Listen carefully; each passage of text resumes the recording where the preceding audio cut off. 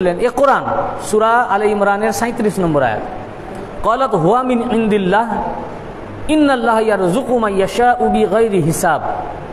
বললেন এটা আল্লাহর নিকট থেকে এসেছে, আল্লাহ যাকে খুশি বেইন্তেহা রিজিক দিয়ে থাকেন। তো বোঝা গেল মারিয়াম আলাইহিস সালামের জন্য আল্লাহ পাক বেমৌসুম ফল পাঠাতেন, বেমৌসুম ফল। তখন জাকারিয়া আলাইহিস সালামের কিন্তু কোনো সন্তান ছিল না এবং ওনার তখন বয়স হয়ে গেছিল, অনেক বয়স, বৃদ্ধ হয়ে গেছিলেন। তো উনি আল্লাহ পাকের কাছে সন্তান প্রার্থনা করতেন, প্রার্থনা করতে করতে করতে যখন বৃদ্ধ হয়ে গেলেন তখন সন্তানের আশা ত্যাগ করলেন, এখানে আর তো সন্তান হবে না। কিন্তু এখানে ওনার দেমাগকে আল্লাহ খুলে দিলেন। যখন মারিয়াম আলাইহিস সালামের কক্ষে বেমৌসুম ফল দেখলেন, অসময়ের ফল, তখন ওনার মাথায় এটা চলে আসলো যে আমাকেও আল্লাহ অসময়ে সন্তান দিতে পারেন, বেমৌসুম সন্তান। তখন হুনালিকা জাকারিয়া রাব্বাহু, 38 নম্বর আয়াত, হুনালিকা জাকারিয়া রাব্বাহু ক্বালা রাব্বি হাবলি যুররিয়াতান তাইয়্যিবাতান ইন্নাকা সামিউদ দুআ। জাকারিয়া আলাইহিস সালাম ওখানে বসেই দোয়া করলেন। কোথায়? যেখানে মারিয়াম আলাইহিস সালাম ইবাদত করতেন, ওনার ইবাদত গাহে, যে হে আল্লাহ তুমি আমাকে একটা পবিত্র সন্তান দান করো, তুমি প্রার্থনা শ্রবণকারী। যে এই দোয়া করেছেন আল্লাহ পাক জিবরাইল আলাইহিস সালাম পাঠিয়ে দিলেন এবং বললেন, ইয়াহিয়া আলাইহিস সালামের সুসংবাদ দিলেন যে আল্লাহ পাক আপনাকে একটা পুত্র সন্তান দিয়েছেন, তিনিও পয়গম্বর, তার নাম ইয়াহিয়া। উনি বললেন যে এখন তো আমার সন্তান দেওয়ার ক্ষমতা নাই, আমি তো বৃদ্ধ হয়ে গেছি, কিভাবে হবে? বলে এমনি হবে, আল্লাহ পাক আপনাকে দিয়ে দিয়েছেন। দেখুন, একজন নবী, একজন পয়গম্বর, তিনি সারা জীবন ধরে সন্তান আল্লাহর কাছে চেয়েছেন, পয়গম্বর, আল্লাহ পাক সন্তান দেননি, পাননি। কিন্তু মারিয়াম আলাইহিস সালাম তিনি কিন্তু নবী নন, তিনি একজন নবীর মা, আম্মা, তিনি ওয়ালি। সেই ওলি আল্লাহ যে জায়গায় বসে ইবাদত করেছেন, ওই ইবাদত গাহের এমন মর্যাদা যে যে পয়গম্বর সারা জীবন ভর আল্লাহর কাছে সন্তান চেয়ে সন্তান পাননি, ওলি আল্লাহ যে জায়গায় ইবাদত করেছেন ওখানে বসে যখন ইবাদত সন্তান চাইলেন, বৃদ্ধ বয়সে যখন সন্তান হওয়া সম্ভব নয়, সেই সময়তেও আল্লাহ পাক ওই ওলি আল্লাহর ওসিলায় তাকে সন্তান দিলেন। এটা কোরআন, এটা আমাদেরকে শিক্ষা দেওয়ার জন্য। এই যে আমরা এখানে এসে দোয়া চাই কেন? এটা জায়গাটা কি? এই কামরাটা কি? আমরা তো যাই আসর বাদে হাজির হই, কিন্তু আমরা অনেকেই হয়তো অবগত আছি কিনা জানি না। এই কামরাটা হচ্ছে মওলা পাকের হুজরা শরীফ। এখানে মওলা পাক জিয়ারত পাক দিতেন, এখানে বসতেন, এটা ওনার কামরা ছিল। আর মওলা পাক এখানে বসে নামাজ পড়তেন, আবার যখন আম লোকদেরকে জিয়ারত দিতেন এখানে বসে জিয়ারত দিতেন। যেহেতু মওলা পাক এখানে ইবাদত করতেন, এখানে নামাজ পড়তেন, 5 ওয়াক্তের নামাজ এখানে আদা করতেন, আবার এখানে বসে জিয়ারতও দিতেন। যেহেতু মওলা পাক এখানে ইবাদত করেছেন, এই ইবাদত গাহটা আমাদের দোয়া কবুলিয়াতের জায়গা হয়ে গেল। এইটা যে ঘিরে দেওয়া হয়েছে না, এটা কোরআন থেকে সাবিত, এটা কোরআন থেকে সাবিত যে এই জন্য ঘিরে দেওয়া হয়েছে যে এটা মওলা পাকের ইবাদতের স্থান। এখানে দাঁড়িয়ে উনি ইবাদত করতেন, এখানে মুরিদানদের মুসিবতের কথা শুনতেন এবং দোয়া করতেন, এখানে উনি বসে নামাজ পড়তেন, রোজা, ইবাদত বন্দেগী করতেন।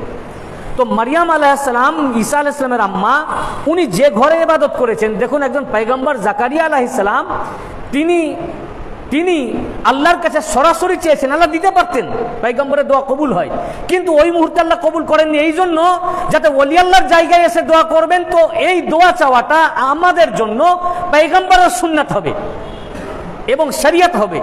এই জন্য আল্লাহ পাক ওই দোয়াটাকে রেখে দিয়েছিলেন। সারা জীবন ভর দোয়া চেয়েছেন জাকারিয়া আলাইহিস সালাম, আল্লাহ পাক দোয়া কবুল করেননি, দেন নাই সন্তান। কিন্তু একজন আল্লাহর ওলি, মারিয়াম আলাইহিস সালাম, উনি ওলি ছিলেন, ওয়ালিয়া। তিনি যে জায়গায় বসে ইবাদত করতেন, উনি চিন্তা করলেন ইনাকে আল্লাহ পাক এমন মর্যাদা দিয়েছেন যে ইনাকে বেমৌসুম ফল দেন, অসময়ের জিনিস আল্লাহ পাক ইনাকে দেন, এটা ইনার একটা বিশেষত্ব। এই ওলি আল্লাহর এটা একটা খাসিয়াত যে আল্লাহ পাক ইনাকে এমন এক বিশেষত্ব দিয়েছেন যে ইনাকে বেমৌসুম জিনিস আল্লাহ দিয়ে থাকেন। তো উনি যেখানে ইবাদত করেন, এখানে বসে যদি আমি বেমৌসুম সন্তান চাই, নিশ্চয়ই এই ওলি আল্লাহর ওসিলায় আমাকে সন্তান দিবেন। আর আসলেই আল্লাহ পাক দিলেন। তো এই আয়াত পাক থেকে সাবিত হলো ওলি আল্লাহরা যেখানে ইবাদত করেন, সেই ইবাদতে দোয়া কবুল হয় এবং ওই ইবাদত গাহে বসে দোয়া চাওয়া, সন্তান চাওয়া, যে কোনো মুসিবতের জন্য প্রার্থনা করা, এটা পয়গম্বরের সুন্নাত। আর এটা আমাদের কোরআনে আছে, অতএব এটা আমাদের শরিয়ত হলো। আর ওখানে দোয়া কবুল হয় যদি আমরা চাইতে পারি। এই জন্য আমরা হুজরা পাকে এখানে হাজির হই, এখানে দোয়া কবুল হয়, এখানেও দোয়া কবুল হয়। আমার আজকে যেটা বিষয়বস্তু হলো যে মারিয়াম আলাইহিস সালাম, উনার কাছে আল্লাহ পাক বেমৌসুম ফল প্রেরণ করতেন। ঠিক অনুরূপ মওলা পাক, আমি যে ঘটনা আপনাদের শোনাবো, মৌলানা আবু তাহের কাদেরী সাহেব, তিনি তার লিখিত কিতাব তাজকিরাতুল মাওলা এর ভলিউম নাম্বার 1 প্রথম খণ্ডে উল্লেখ করেছেন। আজকের আমি বেশিরভাগ ঘটনায় উনার কিতাব থেকেই বলবো। তো তাজকিরাতুল মাওলা প্রথম খণ্ডে উনি উল্লেখ করেছেন যে উনার স্ত্রী হামেলা ছিলেন। তো মেয়েরা যখন প্রেগনেন্ট থাকে তখন আজীব আজীব জিনিস খেতে ইচ্ছা করে, এক এক সময় এক একজনের এক এক রকম ইচ্ছা করে। তো উনার ওই সময় ইচ্ছা হলো বাতাবি লেবু খাওয়ার, কিন্তু তখন বাতাবি লেবুর সিজন না, তখন বাতাবি লেবুর সময় না। এই জন্য উনি এটা কাউকে ইচ্ছা হয়েছে খেতে, কিন্তু দেখলেন এখন তো সময় নয়, এটা পাওয়া যাবে না। এই জন্য এই কথা উনি কাউকে প্রকাশও করেননি, বলেন উনি মনে ইচ্ছা হয়েছিল যে যদি বাতাবি লেবু পাওয়া যেত তো খেতে ইচ্ছা জাগলো। কিন্তু আবু তাহের সাহেবকেও উনি এটা জানাননি, কেন বলে তো লাভ হবে না, মার্কেটে তো পাওয়া যায় না, এখন সিজন না। কিন্তু খাবার খুব উনার ইচ্ছা হলো যে পেলে খেতাম। এখন আবু তাহের, মৌলানা আবু তাহের সাহেব উনি আমাদের দরবার পাকের আলেম ছিলেন, লেখক ছিলেন, সেন্ট জেভিয়ার্সের উনি প্রফেসর ছিলেন, আরবি প্রভাষক ছিলেন। তো তিনি যখন মওলা পাকের কাছে আসলেন, প্রতিদিন আসতেন, তো মওলা পাক ওনার জন্য বাড়ি আসার সময় কিছু মিষ্টি আর একটি বাতাবি লেবু দিলেন।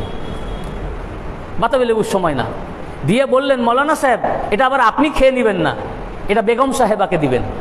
বাতাবি লেবুটা দিয়ে বললেন যে এটা আপনি খেয়ে নেবেন না, এটা বেগম সাহেবাকে দিবেন। তো বললেন জি হুজুর। তারপরে উনি নিয়ে আসলেন, উনি এসে যখন বেগম সাহেবাকে দিচ্ছেন তো উনি বললেন যে এখন কি বাজারে বাতাবি লেবু পাওয়া যায়, আপনি কি এটা বাজার থেকে নিয়ে আসলেন? আমার কিন্তু বাতাবি লেবু খাওয়ার খুব ইচ্ছে হয়েছিল। তো বললেন না না না, এটা আমি বাজার থেকে কিনে আনিনি, আর বাজারে এখন পাওয়াও যায় না। মওলা পাক এটা আমাকে দিলেন, দিয়ে আমাকে বললেন এটা আপনার বেগম সাহেবাকে দিবেন। বেগম সাহেবা তো অস্থির হয়ে গেলেন যে মওলা পাক আমার দিলের খবর জেনে গেছেন যে উনি তখন বললেন যে দেখুন আমার কিন্তু বাতাবি লেবু খাওয়ার ইচ্ছে হয়েছিল, কিন্তু আপনাকে আমি বলিনি এই জন্য যে আমি জানি যেটা এখন মৌসুম নয় বাতাবি লেবুর, আর বাজারে পাওয়াও যাবে না, তো খামাখা আপনাকে কষ্ট দেওয়া হবে, আপনি পেরেশান হবেন, এই জন্য আপনাকে শুনাইনি। কিন্তু আমার মনে যে জেগেছে এটা মওলা পাকের কাছে খবর হয়ে গেছে। এখান থেকে দুটো জিনিস সাবিত হলো যে তার হৃদয়ের খবর মওলা পাক জেনে গেলেন, 1 নম্বর। 2 নম্বর, হৃদয়ের খবর জেনে যেটা বাজারে পাওয়া যায় না সেটা মওলা পাক বেমৌসুম ফল হাজির করে দিলেন। আমরা দেখলাম ঈসা আলাইহিস সালামের আম্মার জন্য আল্লাহ পাক বেমৌসুম ফল পাঠিয়েছেন, আর আল্লাহর প্রতিনিধি, আল্লাহর নায়েব খলিফাতুল্লাহ মওলা পাক তার মুরিদের জন্য, মুরিদানের জন্য বেমৌসুম ফল কিভাবে হাজির করলেন মওলা পাক জানেন। হতে পারে উনিও এটা জান্নাত থেকে নিয়েছেন, বুঝেছেন না? মওলা পাক এরকম মনের খবর জেনে নিতেন, মনের খবর বুঝে যেতেন। একবার হয়েছে কি, মওলা পাক ট্রেনে মেদিনীপুর শরীফ যাচ্ছেন, উনি ট্রেনে যেতেন। তো ট্রেনে যাচ্ছেন, মৌলানা আবু তাহের সাহেবও রয়েছেন। তো এখন এক ব্যক্তি মওলা পাকের কাছে আরজ করলো যে হুজুর আমার বিবি হামেলা আছেন, তো সময় হয়ে এসছে, সে কষ্টও পাচ্ছে, আপনি রহম করেন তার যেন প্রসব বেদনা যেন আর কষ্ট না হয়, আরাম হয়, সহি সালামতের সাথে আরামের সাথে যেন সন্তান ভূমিষ্ঠ হয়। তিনি দোয়া চাইলেন সন্তান আরামের সাথে ভূমিষ্ঠ হওয়ার জন্য, ছেলে সন্তান মেয়ে সন্তান এসব উনি চান নাই, আরামের সাথে যত হয়। তো মওলা পাক তসবিহ পড়ছিলেন, উনি তসবিহ পড়তেন, উনি এই যে দেওয়ান পাক লিখেছেন না, উনি তসবিহ পড়তেন, পড়তে পড়তেই দেওয়ান পাক লিখতেন। যদি তসবিহ পড়ছেন দেখা গেল হঠাৎ 4 লাইন লিখে দিলেন, আবার পড়ছেন, পড়তে পড়তে আবার 10 লাইন লিখে দিলেন, এরকমভাবে করতেন। তো উনি বললেন হ্যাঁ ইনশাল্লাহ সহি সালামতের সাথে হবে, এবং তোমার যে ছেলে হবে তার নাম রেখো মঞ্জুরে কাদের। অবাক হয়ে গেলেন। মৌলানা সাহেব পাশে বসেছিলেন আবু তাহের, মৌলানাদের তো আবার শরীয়তের জ্ঞান বেশি, ইনার চিন্তায় পড়ে গেলেন, ইনি তো ছেলেটা মেয়েও চাননি, বলেন যে এটা সহি সালামতের পুত্র সন্তান ভূমিষ্ঠ হয়। তো মওলা পাক বলে দিলেন পুত্র ছেলে হবে না আর মেয়ে হবে সেটাও বলে দিলেন, আবার নামও দিয়ে দিলেন, সন্তান জন্মের আগেই নাম দিয়ে দিলেন মঞ্জুরে কাদের। তো মৌলানা আবু তাহের সাহেব মৌলানা লোক, তো ওনার মনের মধ্যে হলো যে এটা কি করে, আল্লাহ পাক তো বলেছেন মায়ের পেটে কি আছে আল্লাহ ছাড়া কেউ জানে না, না কোরআন শরীফে আছে যে মায়ের পেটে কি আছে এটা আল্লাহ ছাড়া কেউ জানে না, তো ইনি জানলেন কি করে ওটা ছেলে না মেয়ে? কঠিন ব্যাপার। এটা উনি খালি ভাবলেন, কিন্তু শরমে বলতে পারছেন না মওলা পাককে, কেন মওলা পাকের খাস খাদেম, আবার দূরের খাদেম মতো নন, আমাদেরও অনেক খাস খাদেমের অনেক প্রশ্ন জাগে, বলতে পারি না আমরা। মওলা পাক হৃদয়ের খবর জেনে গেছেন, বুঝেছেন না? এমন সময় খড়গপুর স্টেশনে ট্রেন দাঁড়ালো, এমন জায়গায় ওনাদের কম্পার্টমেন্টে দাঁড়ালো, সামনেই স্টেশন মাস্টারের রুম। এবং সেখানে লেখা আছে নো অ্যাডমিশন ইংলিশে। হুজুর মৌলা পাক জিজ্ঞাসা করলেন যে ভাই ওখানে কি লেখা আছে? তো বললেন লেখা আছে নো অ্যাডমিশন। তো এই যে এক্ষুনি দেখলাম একজন বালতিয়া ঝাড়ু নিয়ে ভিতরে ঢুকলো, বললেন নো অ্যাডমিশন মানে কি? না ভিতরে প্রবেশ নিষেধ, প্রবেশ নিষেধ। তো এই যে দেখলাম একজন প্রবেশ করলো ঝাড়ু আর বালতি নিয়ে ভিতরে, মানে কোনো হয়তো যারা ঝাড়ুদার আর কি ঢুকেছে। তখন তিনি হেসে বললেন হুজুর ও মানে সরকারি লোক, ওরা যখন খুশি ঢুকতে পারে, ওদের জন্য কোনো বাধা নাই। তো মৌলা পাকও তখন হেসে ফেললেন, বললেন আল্লাহর যারা বন্ধু, আল্লাহর লোক যারা, আহলুল্লাহ যারা, আল্লাহওয়ালা যারা, তাদের জন্য কোনো নো অ্যাডমিশন নাই। ওনারা যেখানে খুশি যেতেও পারেন, আসতেও পারেন। এই যেখানে নো অ্যাডমিশন, পেটে কি আছে কেউ বুঝতে পারে না, এটা আল্লাহ তো বুঝতে পারেন না, আল্লাহ পারেন না, আল্লাহ বুঝতে পারেন, আল্লাহই তো দিয়েছেন ছেলে না মেয়ে। তেমনি আল্লাহর যারা বন্ধু হন, মাহবুব হন, যেমন ও একজন চাকর লোক বা ঝাড়ুদার লোক বা ম্যাথর লোক, তার জন্য কিন্তু নো অ্যাডমিশন নাই। ও যতবার খুশি যেতে পারবে, যতবার খুশি আসতে পারবে, তার প্রবেশ নিষেধ নয়। ঠিক আল্লাহর বন্ধু যারা, ওলি আল্লাহ যারা, তাদের জন্য প্রবেশ নিষেধ নয়। সব জায়গায় ওনাদের প্রবেশ রয়েছে, ওনারা সব কিছুই জানতে পারেন, বুঝতে পারেন। ঠিক এরকমই এক ঘটনা, ওনার নাম হচ্ছে খান বাহাদুর মৌলভী শাহ মোহাম্মদ ইব্রাহিম সাহেব। মৌলা পাক তখন 51 নম্বর তালতলা লেনে থাকতেন। উনি মৌলা পাকের জিয়ারতে যাচ্ছেন, হঠাৎ মনে হলো আচ্ছা হুজুর পাক কি ইংরেজি জানেন? মৌলভী সাহেবের মনে হঠাৎ জেগে উঠলো যে হুজুর পাক কি, এগুলো আবু তাহের সাহেব লিখেছেন তাজকিরাতুল মাওলা কিতাবের মধ্যে, হুজুর পাক কি ইংরেজি জানেন? কিন্তু উনি কাউকে এটা বলেননি, মনে ওনার প্রশ্ন জাগলো। সব এনারা খাস খাদেন তো। এখন উনি যখন যেই মৌলা পাকের কাছে গেছেন, মৌলা পাক বললেন যে আপনি বসেন। যে বললেন যে দেখুন, আল্লাহ পাকের কাছে ইংরেজি আর আরবি তো দূরের কথা, পৃথিবীর এমন কোনো ভাষা নাই যে আল্লাহ জানেন না। আল্লাহ পাক যেমন সব ভাষা জানেন, ইংরেজি, বাংলা, উর্দু, ফার্সি, তেলেগু, সাঁওতালি, চাইনিজ, সব ভাষা আল্লাহ জানেন। আল্লাহ পাক সব ভাষার সৃষ্টিকর্তা। তেমনি খলিফাতুল্লাহ যারা, আল্লাহর খলিফা যারা হন, আল্লাহর নায়েব যারা হন, আল্লাহর প্রতিনিধি যারা হন, আল্লাহর ওলি যারা হন, তাদের কাছে কোনো কিছু গায়েব থাকে না, ওই পর্দাটা তুলে দেওয়া হয়। ওনারাও সব ভাষা জানেন, এমনকি পশু পাখির ভাষাও জানেন। যে কোনো আম ওয়ালি তারা সব ভাষাই বোঝেন, ইংরেজিও বোঝেন, এমনকি পশু পাখির ভাষাও বোঝেন। আর খাস ওয়ালি আল্লাহ আহলে বাইতের কথা তো ছেড়েই দেন। ইনি অবাক হলেন যে আমি তো রাস্তায় আস্তে আস্তে মনে মনে ভেবেছি, এটা তো আমি কাউকে বলিনি, মৌলা পাক আমার হৃদয়ের খবর জেনে গেছেন। একেই বলে পীর। তিনি পীর নন যিনি তার মুরিদের হৃদয়ের খবর রাখেন না, দিলের খবর রাখেন না।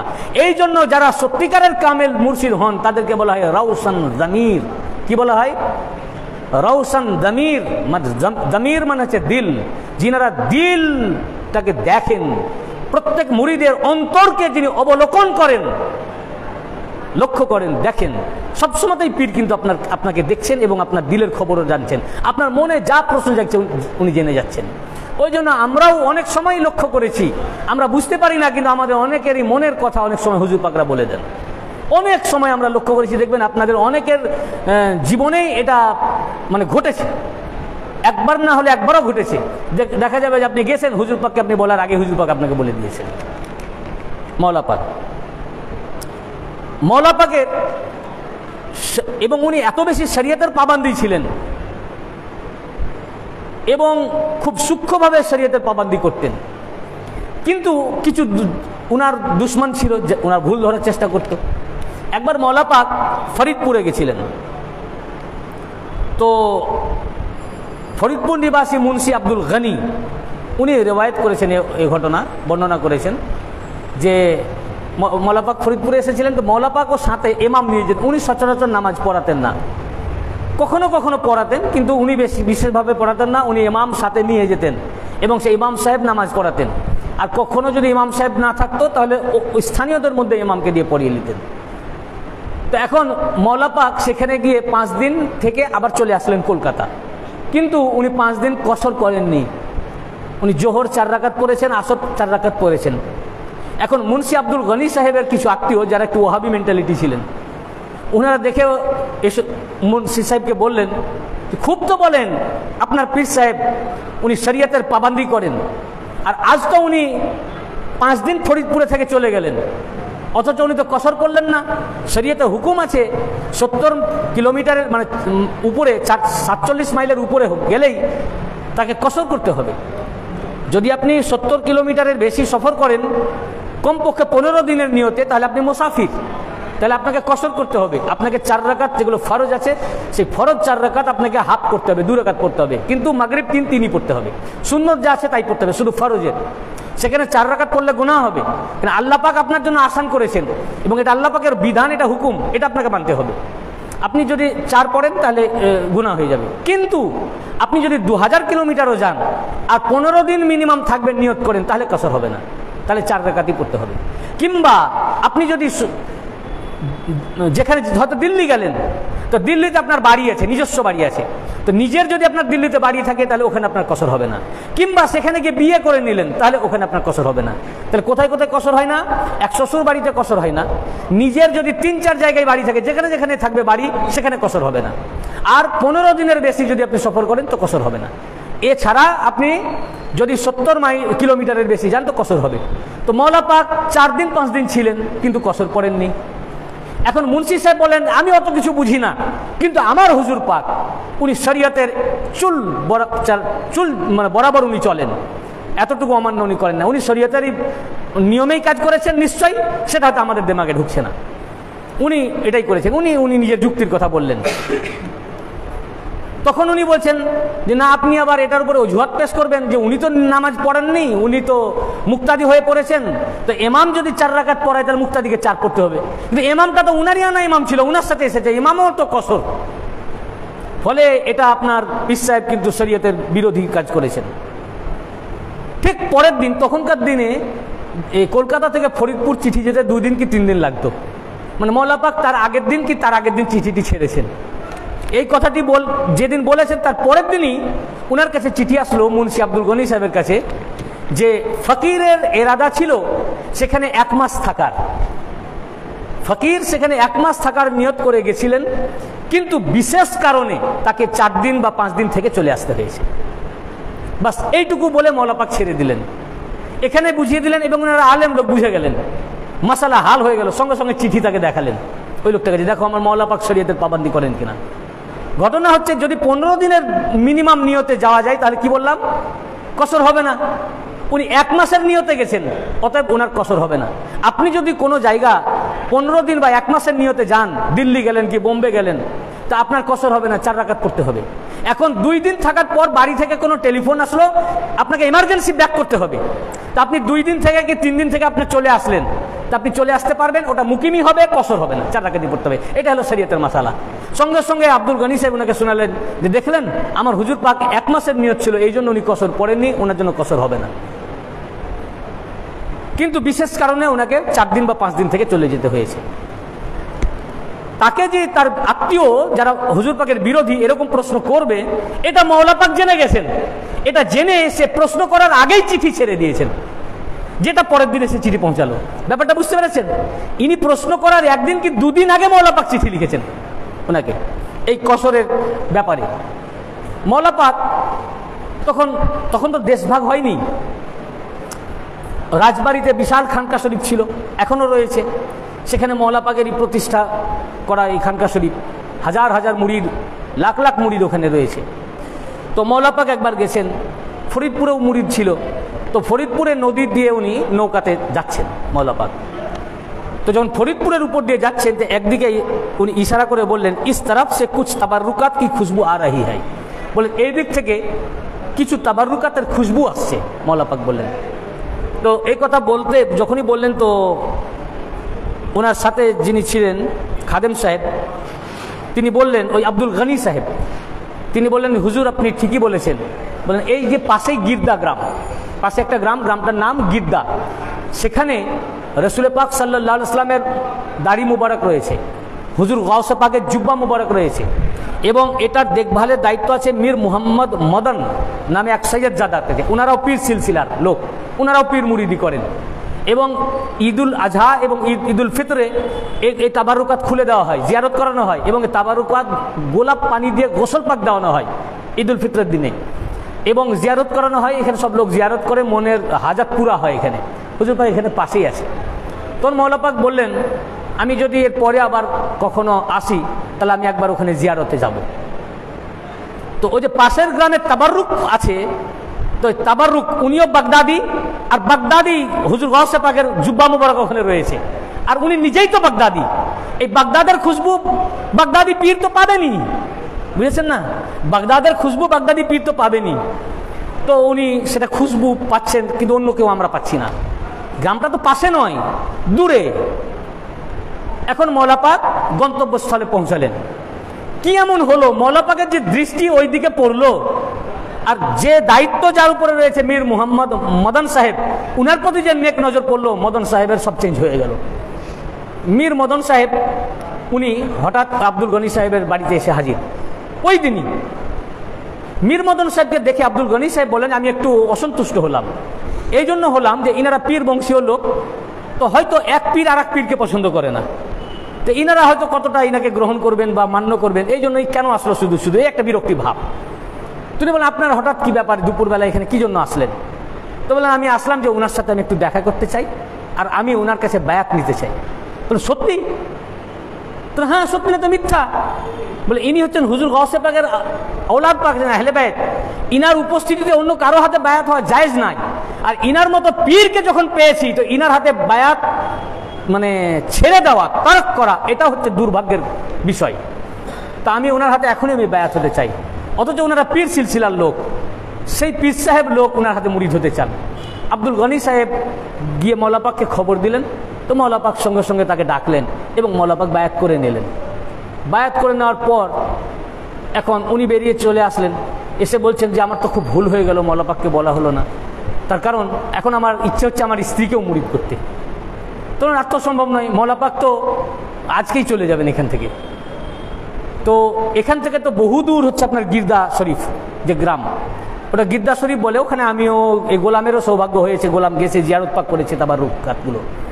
তো অনেক দূর, এখনকার জামানার মতো তো গাড়িতে যাওয়া হতো না, নদীতেই যেতে হবে। তাহলে এটা তো সম্ভব হবে না, কেন হুজুর পাক তো চলে যাবেন। তো বললেন, আপনি আরজি করেন না? তো না, এটা আরজি করা সম্ভব না, হুজুর পাক তো কিছুক্ষণ পরেই বেরোবেন, বিকেলের মধ্যে বেরিয়ে যাবেন। তো বলে, না আপনি কাজ করেন, মুরিদ করা না করা উনার মর্জি, আরজিটা তো করেন, উনি যেটা হুকুম করবেন ওটাই আমার শিরোধার্য। তখন ইনি আরজি করলেন যে হুজুর, ওনার স্ত্রী মুরিদ হতে চাই আপনার কাছে। তখন উনি বললেন, আচ্ছা ওনাকে বলো, তাহলে ওনার স্ত্রীকে নিয়ে আসবে। বলে, হুজুর গিরদা গ্রাম তো অনেক দূর, যেতেই কমসে কম 5 থেকে 6 ঘন্টা লাগবে, তো যাবে আবার নিয়ে আসবে, তো 6-6-12 ঘন্টা, তো আপনার তো তাহলে আজ থাকতে হয়। তো বলে, না ফকির তো নিয়ত করেছে চলে যাবে, আর ফকির যখন বলেছে যে সে এসে মুরিদ হবে, তো মুরিদও হবে আবার ফকিরও যাবে।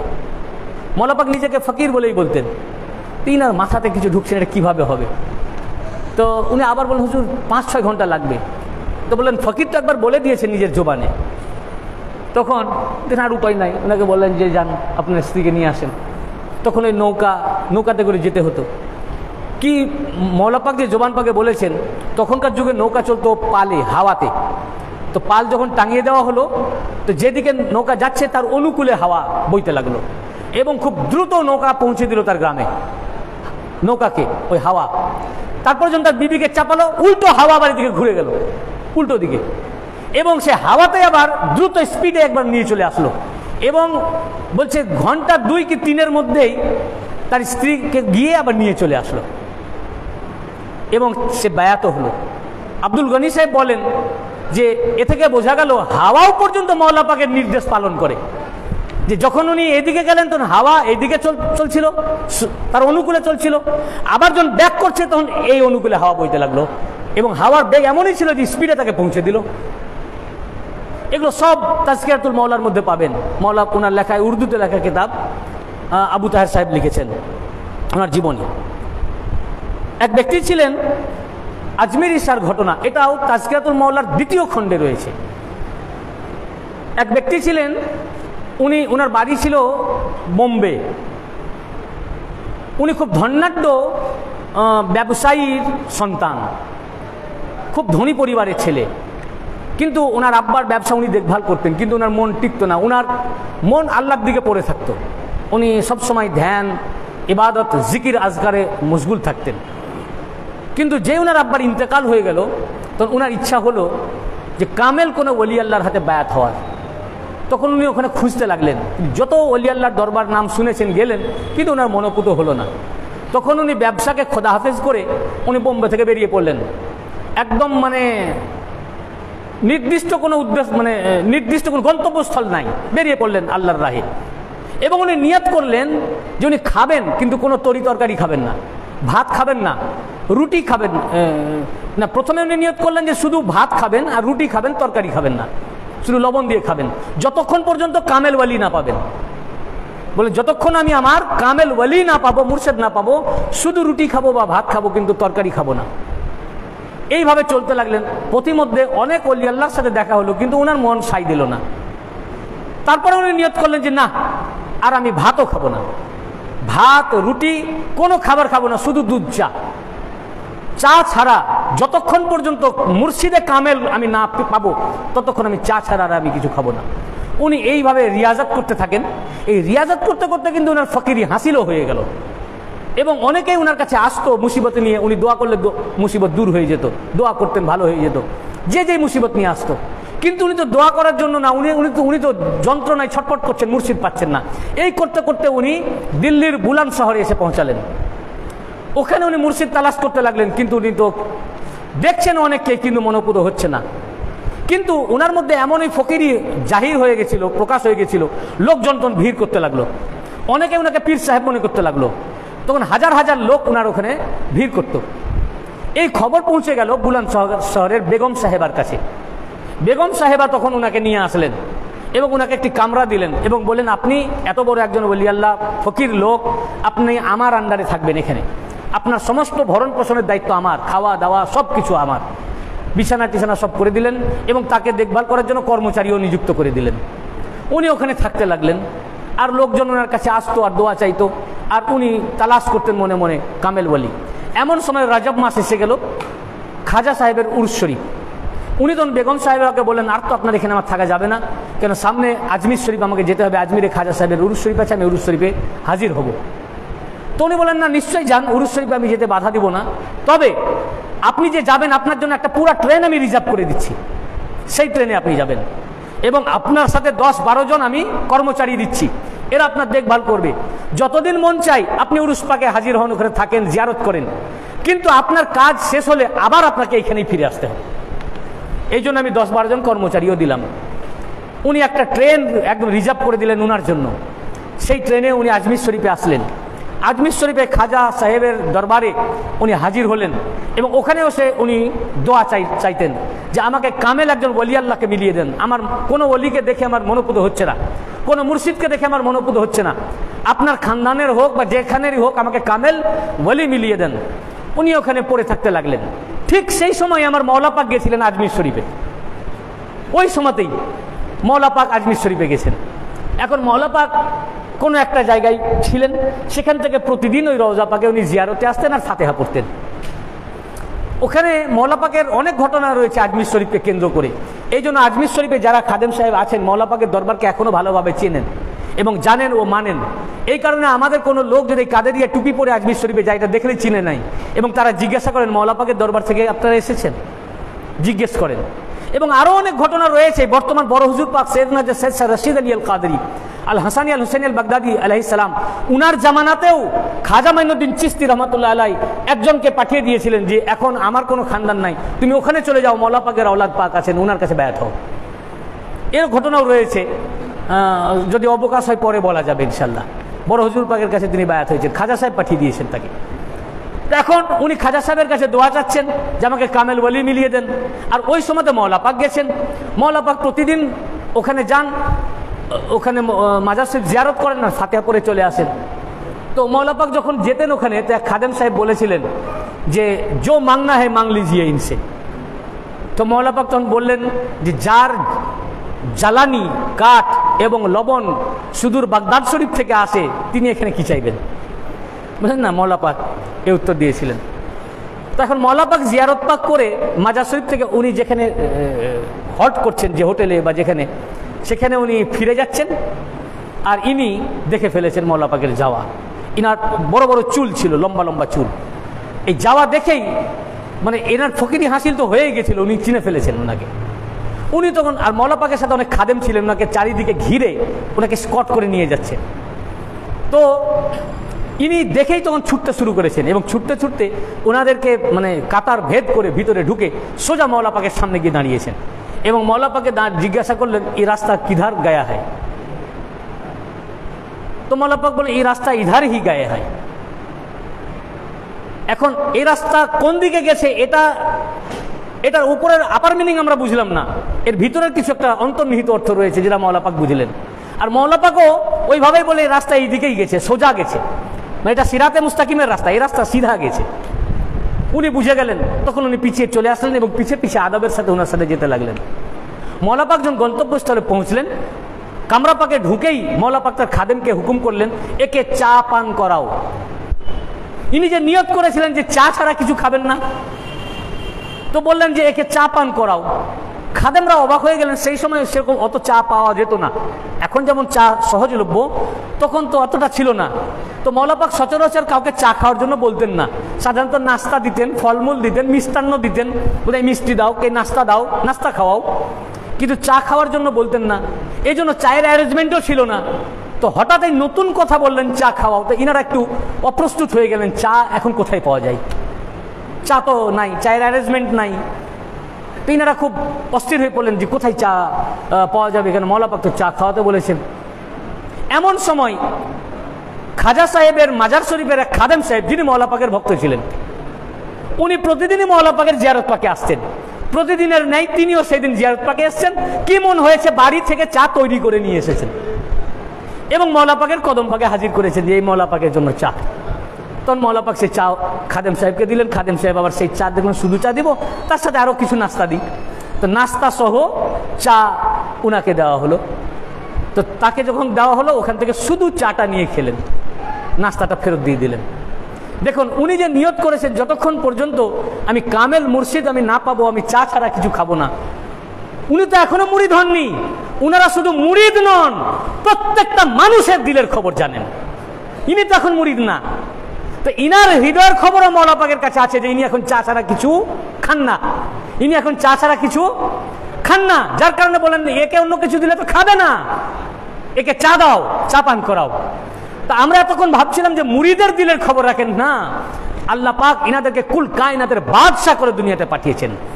শাহেন সাহেব বেলায়েত, বেলায়েতের বাদশাহাত ইনাদেরকে দিয়েছেন। ইনাদেরকে মুরিদানের বাদশাহাত না, ইনাদেরকে শুধু আউলিয়ায়ে কেরামের বাদশাহাত না, সারা কায়নাত 18,000 মাখলুকাতের বাদশাহাত আল্লাহ পাক দিয়েছেন। অতএব 18,000 মাখলুকাত কোথায় কি করছে, কি খবর, কোথায় কোন মাখলুক রয়েছে, সব খবর এই জামানার গৌস যারা হন, হার জামানার গৌস যারা হন, তাদের এটা নখদর্পণে, এটা ওনাদের চোখে এনারা দেখেন, তৃতীয় চক্ষু দ্বারা। কাজেই ইনি যদিও মুরিদ নন, যদিও ইনি মুম্বাইয়ের অধিবাসী, বর্তমানে বুলন্দ শহরে থাকছেন, কিন্তু তিনি কি নিয়ত করেছেন এটা মওলা পাকের কাছে খবর রয়েছে, প্রত্যেকের খবর ইনারা জানেন। এই জন্য গৌস পাক বলেছেন কাদামি হাজিহি আলা রাকাবাতি কুল্লি ওয়ালিল্লাহ। গৌস পাক বলেননি যে আমার ইখতিয়ার শুধু আমার মুরিদের উপরে, আমার এই কদম আমার প্রত্যেক মুরিদানের গর্দানের উপরে, এ কথা বলেন নাই। এটা কাসিদা পাকের কোনো জায়গায় নাই বা কোনো জায়গায় কথা লেখা নাই। গৌস পাক বলেছেন কাদামি হাজিহি আলা রাকাবাতি কুল্লি ওয়ালিল্লাহ, আমার এই কদম প্রত্যেক ওলি আল্লাহর গর্দানের উপরে। অর্থাৎ আমার ইখতিয়ার শুধু আমার মুরিদানের উপরে নয়, হর সিলসিলার ওলিদের উপরেও আমার ইখতিয়ার। সে কাদেরিয়ার হোক, চিস্তিয়ার হোক, নকশবন্দি হোক, মুজাদ্দিদি হোক, সোহরাবর্দী হোক, সাজারি হোক, যে সিলসিলা হোক, যিনি আল্লাহর ওলি আছেন তার উপরে আমার ইখতিয়ার রয়েছে, তার গর্দানে আমার কদম পাক আছে। অর্থাৎ যার গর্দানে আমার পা নাই ও ওলি না, কুল্লে ওয়ালিল্লাহ। তো ইনারা যে খবর শুধু মুরিদানদের রাখেন, রক্ষা শুধু মুরিদানকে করেন, হেফাজত শুধু মুরিদানকে করেন তা নয়, সকল মানব জাতিকে করেন। আমি এর আগে আপনাদেরকে শুনিয়েছি এই ঘটনা, আমার সানি মওলা পাকের ঘটনা, সৈয়দনা হযরত সৈয়দ শাহ মুস্তারশিদ আলী আল কাদরি আলাইহিস সালাতু ওয়াস সালাম, যে ওনারা সকলকে মাদাদ করেন, সাহায্য করেন। যারা ওনাদের দিকে যদি কেউ এক পা এগিয়ে আসে, ওনারা 10 পা তাকে সাহায্য করেন, 10 পা তাদের দিকে এগিয়ে যান। সানি মওলা পাকের জামানার এক ঘটনা, সৈয়দনা হযরত সৈয়দ শাহ মুস্তারশিদ আলী আল কাদরি আলাইহিস সালাম, ওনার জামানার একটা ঘটনা হলো যে কিভাবে মুরিদ ছাড়া অন্যকে মাদাদ করছেন। আমাদের গ্রামের ঘটনা, আমাদের গ্রামের ঘটনা হচ্ছে, আজমত আলী মিয়া যিনি হচ্ছেন আমানুল্লাহ আশেকুল্লাহ ইনাদের দাদা, আমারও সে সূত্রে দাদা হচ্ছেন, ওনাদের আপন দাদা। উনার এক বন্ধু ছিলেন, ওনার বন্ধু হচ্ছে আমাদের গ্রামে, এই যে আমাদের গ্রামের অনেক লোক এখানে রয়েছে আমি দেখতে পাচ্ছি, মতিউর ডাক্তার আছে না, মতিউর ডাক্তার বলে আমাদের ওখানে একজন আছেন, তিনার দাদা ছিলেন আজমত আলী মিয়ার বন্ধু, ক্লাসমেট আর কি, একসাথে ওনারা পড়াশোনা করেছেন সম্ভবত নলাটিতে। তো ওই হিসাবে ওনার বন্ধু ছিলেন, আর উনি আবার কাদোয়ার জামাই ছিলেন। তো এখন উনি মুরিদ ছিলেন অন্য এক পীর সাহেবের, তিনিও কাদোয়ায় থাকতেন, সৈয়দ মুস্তাজাব রহমতুল্লাহ আলাই, যেখানে মসজিদে সৈয়দা পাক এখন রয়েছে, ওখানে একটা বাড়ি ছিল, ওটা ওনার খানকাও ছিল, ওখানে উনি থাকতেন। তো উনি মুরিদ ছিলেন। উনার ইন্তেকালের পর উনার মুরিদ আজমত আলী মিয়াও ছিলেন, কিন্তু পরবর্তীকালে যখন এই দরবার পাকতে পেলেন তখন আমাদের সব এখানে এই দরবারের মুরিদ হয়ে গেলেন। তো উনি পর্দা হুজুর পাকের জামানায়, সানি মাওলা পাকের জামানায় ওনাকে বলতেন যে ওনার তো বেসাল হয়ে গেছে, তুমি যিনার মুরিদ, তো এখন ইনার হচ্ছেন আহলে বাইত পাক, হুজুর গওস পাকের আওলাদ, ইনার কাছে আসো, এখানে মুরিদ হও। আমরাও ইনাদের মুরিদ, উনি ছিলেন ইনার আব্বাজানের মানে পীর মুর্শিদ পাকের মুরিদ ছিলেন, সৈয়দ সাদ আলী আল কাদির আলাইহিস সালামের মুরিদ ছিলেন, কিন্তু তখন সানি মাওলা পাকের জামানা চলছিল। তো চলো ওখানে চলো। তো উনি বললেন না, আমি তো কামেল ওলির মুরিদ, উনিও তো সৈয়দ জাদা ছিলেন, সৈয়দ ছিলেন, তো আমার আর কোথাও মুরিদ হওয়ার দরকার নাই। তো উনি খুব বোঝাতেন, কিছুতেই বুঝতো না, বলে আমাকে আরো সব বুঝিও না, আমি যেখানে মুরিদ আছি ওটাই ঠিক আছে, যেখানে মুরিদ ছিলাম ওখানে ঠিক আছে। বলে না, তো নিয়ম আছে তো, পীর ইন্তেকাল করলে আবার তালকিন নেওয়ার জন্য অন্য কোথাও বায়াত হওয়া যায়, তাছাড়া ইনারা আহলে বাইত পাক আছেন। তো উনি কিছুতেই মানতেন না, বলেন যে না, আমি যেখানে আছি সেখানেই ঠিক আছে। তো ইনি তখন বলা ছেড়ে দিলেন, বলে এ মানবে না, এই একটু মানে তর্ক করে, বলা ছেড়ে দিলেন। এটা আমাদের গ্রামের ঘটনা। এখন বেশ কিছুদিন বাদ উনিও ভুলে গেলেন এই ঘটনা। হঠাৎ উনি এসে বলছেন আজমত আলী মিয়াকে যে ভাই তুমি কলকাতা কখন যাবে? কেন? তো চলো না যাই, তোমার হুজুর পাকের একবার দরবারে জিয়ারত করে আসি। তো বলে কেন? তোমাকে এত বছর ধরে বুঝালাম, তুমি যেতে চাইলে না, হঠাৎ বলছো কেন যাবে? তো না, তা নয়, আমার হঠাৎ মনটা একটা কীরকম লাগছে, মানে আমি একটা স্বপ্ন দেখার পর থেকে মনটা একটা কীরকম করছে। কি স্বপ্ন? না, তো আমি স্বপ্ন দেখছি যে এক নুরানি চেহারার এক ব্যক্তি আমার আব্বাকে কবর থেকে তুলে নিয়ে চলে এসেছে, এনে আমাকে বলছেন যে দেখো, তুমি তোমার আব্বার সাথে এইরকম একটা বেয়াদবি করেছিলে, তাতে তোমার আব্বা খুব কষ্ট পেয়েছিলেন, ব্যথা পেয়েছিলেন, এবং ওই ব্যথা নিয়ে উনি মারা গেছেন, উনি তোমাকে মাফ করেননি। উনি যদি মাফ না করেন তাহলে কিন্তু তুমি জাহান্নামে যাবে। আর তাকেও বললেন যে তুমি যদি মাফ না করে দাও তাহলে কিন্তু তোমার ছেলে জাহান্নামে যাবে, তো তুমি মাফ করে দাও, আর তুমি মাফ চাও। তখন উনি মাফ চাইলেন, বলেন আমাকে মাফ করে দেন, আমার মনে পড়েছে আমি তো আপনার সাথে খুব চরম বেয়াদবি করেছিলাম, আমাকে আপনি মনে আর রেখে না মাফ করে দেন। তখন উনি বলেন আচ্ছা আমি মাফ করে দিলাম। যেই মাফ করে দিলেন তেমনি ওনারা গায়েব হয়ে গেলেন, আমার ঘুম ভেঙে গেল। বলে কীরকম দেখতে? তো উনি ঠিক বোঝাতে পারলেন না। তো বললেন আমি তো ওনাকে কখনো দেখিনি জীবনে, তো আমি এই জন্য যাচ্ছি, ওনার কাছে যাব, উনিও তো আল্লাহওয়ালা লোক, তোমাদের পীর মুর্শিদ, তো ওনার কাছে দোয়া চাইবো যাতে আমাকে আমার আব্বা মাফ করে দেয়। স্বপ্নের ব্যাপার, সত্য না হতে পারে, আমার আব্বা যেন মাফ করে দেয়, ওনার কাছে দোয়া টোয়া চাইবো, মাগফিরাত চাইবো। তো বলেন চলো ঠিক আছে। তখন উনি সাথে করে নিয়ে আসলেন। যখন হুজুর পাকের কাছে খবর গেল, হুজুর পাক ডাকলেন, তো হুজুর পাকের কাছে যেই আসলো, এসে উনি সাজদায় পড়ে গেলেন। এসেই বলছেন যে আমি স্বপ্নে ইনাকেই দেখেছি, আর ইনি নীল লুঙ্গি আর পাঞ্জাবি পরেছিলেন, আর এই টুপি পরেছিলেন, আর উনি আমার আব্বাকে কবর থেকে তুলে এনে বলছেন একে মাফ করো, আর আমাকে বলছেন মাফ চাও।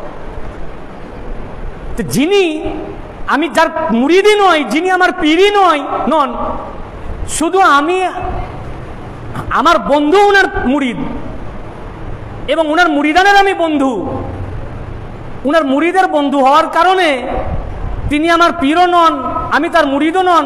আমাকে যদি জাহান্নাম থেকে বাঁচিয়ে দেন, কবর থেকে আমার বাবাকে তুলে এনে আমাকে মাফ করিয়ে দেন, ইনিই তো আমার মুর্শিদ হওয়ার যোগ্য। বললেন হুজুর আমাকে গুনাহ খাতা মাফ করে, বেয়াদবি মাফ করে আমাকে মুরিদ করে নিলেন। তখন মতিউর ডাক্তারের দাদা হুজুর পাকের কাছে মুরিদ হয়ে গেলেন। সানি মৌলা পাক সৈয়দ হাজরত মুস্তারশিদ আলী আল কাদির ইসলাম। এটা আমি পর্দা হুজুর পাকের উরুস পাকে আমি এটা অনেকবার বলেছি, এটা আজকে জন্য বললাম এই প্রসঙ্গে যে ইনারা শুধু মুরিদ নয়, ইনাদের এখতিয়ার মুরিদের বাইরেও, সকল মানুষের উপরেও। তাকে নাজাত করলেন কেন? যে উনার এক গোলাম, উনার এক মুরিদ আজমত আলী মিয়া, তার সে বন্ধু, এবং আজমত আলী মিয়া ওনাকে ভালোবাসে, যেহেতু তার গোলাম তাকে ভালোবাসে, গোলামের ওসিলায় তাকেও সাফাত করে দিলেন। গোলামের ওসিলায় সাফাত করে দিলেন, মাফ করে দিলেন, মুরিদ করে দিলেন, মুরিদ করে নিলেন এবং মাফ করিয়ে দিলেন আব্বাকে। বুঝতে পেরেছেন না? এই রকম ইনাদের এরকম অনেক ঘটনা। ব্যারিস্টার ইউসুফ আলী সাহেবের ঘটনা আমি আপনাদের এখানে অনেকবার বলেছি। উনি নাস্তিক ছিলেন, কিভাবে এখানে আসলেন, তারপরে উনি মেরাজ শরীফে কিভাবে দিদার মেরাজ শরীফ মানতেন না উনি, মেরাজ শরীফটা কিভাবে মওলা পাক ওনাকে দেখালেন, রসুল পাক এবং রসুল পাকেরও দিদার করিয়ে দিলেন, গস পাকের দিদার করিয়ে দিলেন। এই ঘটনাগুলো আমি আপনাদেরকে বলেছি, কিন্তু এই ঘটনাটা বোধহয় আগে কখনো বলিনি যে ব্যারিস্টার ইউসুফ আলী সাহেবের যিনি শাশুড়ি মেম, উনি বিয়ে করেছিলেন মেমকে। তো শাশুড়িও তখন চলে এসেছিল এখানে, যে জামাইয়ের কাছে থাকতেন। এখন বাড়িতে কোনো গন্ডগোল হয় মেয়ের সাথে বা যাই হোক, উনি রেগে বাড়ি ছেড়ে পালিয়ে গেলেন। তো রেগে যখন চলে যান তো উনি ওনার নাতিকে, মানে ব্যারিস্টার ইউসুফ আলী সাহেবের ছেলেকে খুব ভালোবাসতেন, তো বাচ্চাটাকে নিয়ে পালিয়ে গেছেন। এখন ব্যারিস্টার সাহেব কোর্ট থেকে এসে দেখছেন যে শাশুড়িও নাই, আমার ছেলেও নাই। বলে ব্যাপার কি? ওনারা পেরেশান হয়ে গেলেন, বলে বাড়ি থেকে পালিয়ে গেছে। তাড়াতাড়ি নিচে নেমে যারা দারোয়ান টারোয়ান জিজ্ঞেস করেন যে কোথায় গেছে, কোন দিকে কিছু জানো? তো বললো যে না, দেখলাম ভাড়া একটা ট্যাক্সি নিয়ে উনি বেরিয়ে গেলেন এবং আপনার বাচ্চাটাকেও কোলে করে নিয়ে গেছেন। রাত হয়ে গেছে, কি করা যায়? সারা রাত আর ওনার ঘুম হয় না। এখন বলে সকাল হোক তখন দেখা যাবে কি করা যায়। যে কোথায় গেলেন? আমার বাচ্চাকে নিয়ে চলে গেছেন, রেগে পালিয়ে গেছেন ইংরেজ। তখন খুব সারা রাত ওনারা দুই স্বামী স্ত্রীতে ছটফট করলেন। ওনার বিবিও মেম ছিলেন। ওনার অনেক বড় ঘটনা আছে যেগুলো আমি বলেছি আগে আপনাদের এখানে, যে উনি ওনার স্টুডেন্ট লাইফে ওনার দুইজন বান্ধবী ইন্তেকাল করেছিলেন, তাদেরকে উনি দেখতে চেয়েছিলেন। তার জন্য অনেক যে খ্রিস্টানদের যে নিয়ম আছে সেই অনুযায়ী করেছিলেন। মরা মানুষকে কি দেখা যায়? সম্ভব হয় না, হয়নি। বেনারসে গেছিলেন, সেখানে যে হিন্দু যোগী ছিল তাদের কাছ থেকে মানে দীক্ষা নেওয়ার জন্য, শেষে তারাই বলেছিল পৃথিবীতে এই যুগে এটা কেউই করতে পারবে না, একমাত্র মৃত ব্যক্তিকে আপনার সামনে হাজির করতে পারবেন। এই জামানাতে একজনই আছেন, তিনি হলেন গুরুজি। তখন কে গুরুজি? তখন তিনি বলেন গুরুজি হলেন মওলা পাক। হিন্দু পণ্ডিতরা ওনাকে গুরুজি বলে ডাকতো, বলে ওনার কাছে যান। আর ওনার কাছ থেকে উনি ঘুরে এসেছিলেন, বলে মুসলমানরা কোরআন পড়াবে, আমি যাবো না। শেষে মওলা পাকই ওটা করিয়েছিলেন। সে ঘটনা আমি আপনাদেরকে বলেছিলাম। তারপরে উনি ইসলাম গ্রহণ করেছিলেন। তো এনারা সারা রাত কান্নাকাটি করে কাটালেন। সকাল যখন হলো তো একটাই ভরসা, মওলা পাক। তো ব্যারিস্টার সাহেব বললেন যে আগে কোনো কিছু তদবির করার আগে মওলা পাকের কাছে আগে যাই, ওনাকে খবরটা দেই, ওনার কাছে দোয়া চাই। তো মওলা পাকের কাছে যেতেই আমি কিছু বলার আগেই বলছেন মওলা পাক যে উনি তোমার উপরে রাগ করে চলে গেছেন, তোমাদের উপরে রাগারাগি করে, কিন্তু এ রাগ থাকবে না, সে ফিরে আসছে, তুমি তোমার ছেলেকেও ফিরে পাবে, তুমি বাড়ি চলে যাও, অত ঘাবড়াবার কি আছে? আমি মওলা পাকের কাছে পেশই করলাম না, আর মওলা পাকে কথা বললেন। হ্যাঁ, তারপর উনি বাড়ি আসলেন, দেখছেন কিছুক্ষণ পরে ঠিকই উনি ছেলেকে নিয়ে ফিরে আসলেন। কিন্তু যে কারণে রেগেছিলেন সেটা সমাধানও হয়নি, কিন্তু উনি ছেলেকে নিয়ে চলে আসলেন। শাহ জহিরুদ্দিন বলে একজন ছিলেন, মওলা পাকের এক খাদেম এবং মুরিদ, শাহ জহিরুদ্দিন। তো উনি খুব তাসবিহ তাহলিল করতেন। 51 নম্বর তালতলা লেনে মওলা পাক থাকতেন, উপরের তলায় আর উনি নিচের তলায়। তো তাসবিহ পড়তে গিয়ে উনি একটা দানা টানতে গিয়ে উনি দুটো দানা টেনে দিয়েছেন। তো ওনার মনে হলো যে আমি দুটো দানা টেনে দিয়েছি, আবার মনে হলো না কি ঠিক করেছি, এই দোনো মনে হলো। তো উনি আর ওটাকে করলেন না, কারেকশন করলেন না, রিপিটার করলেন না। তারপরে যখন উনি আবার মওলা পাকের কাছে দোতলায় গেলেন, তো মওলা পাক বললেন যে মৌলভী সাহেব, কাল থেকে 3টে করে দানা টেনে নিলে তো ভালো হয়, আরো তাড়াতাড়ি পড়া হবে। মৌলভী সাহেব, কাল থেকে 3টে করে দানা টেনে নিলে তো ভালো হয়, তাহলে তো আরো তাড়াতাড়ি পড়া হয়ে যাবে। তখন যে মওলা বেহাদবি মাফ করেন, আমি যে দুটো টানা টেনেছি, মওলা পাক দোতলার উপর থেকে আমি নিচের তলায় পড়ছি তাসবিহ, আমার মধ্যে কনফিউশন, 2 টানলাম না 1, আর মওলা পাক উপর তলা থেকে দেখে নিয়েছেন যে আমি দুটো দানা টেনে ফেলেছি। বুঝতে পেরেছেন না? এই হচ্ছে এই সিলসিলা, এই হচ্ছে খানদান পাক।